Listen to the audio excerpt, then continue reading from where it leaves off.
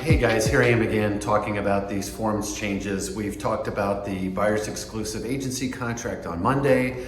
Yesterday we talked about the purchase agreement, and today we're going to talk about the listing contract and how that's changed. And I also want to start by I've had a lot of forms come through my email for signatures, and for those three forms, you really want to make sure you use a form. I hope this is focusing. It says copyright IAR July 2024. If it just says copyright IAR 2024, that could be an old form. So make sure you see that July there.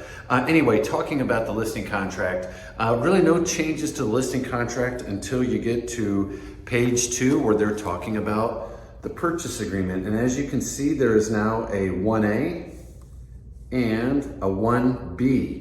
And as I predicted, they decoupled the buyer agent commission and the listing agent commission. They are now two separate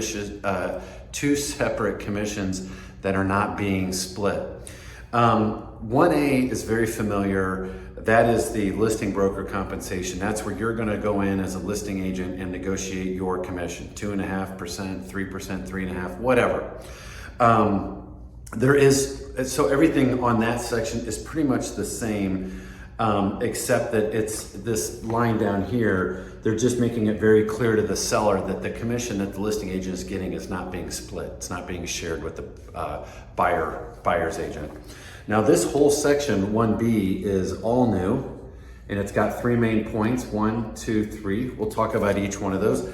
Pretty simple. If the first box is checked, then the seller is agreeing to pay a percentage of the sale price to a buyer's agent. If the next box is checked, it's a flat fee, some specific dollar amount.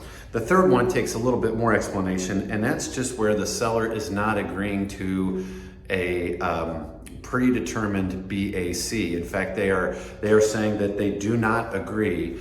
But it goes on further to explain to the seller that a buyer might ask for the seller to pay some of a buyer's agent's commission. And it's just letting that seller know that. And I think it's to prime them to be ready and to be prepared that buyers are going to be asking often they're going to be asking for the seller to pay the buyer's agent's commission. So really that's the big change on the listing agreement. That is the listing agreement I want you guys all to be using moving forward. If you have any further questions for me, the office is closed Friday, as you know, but I'm going to be around all weekend.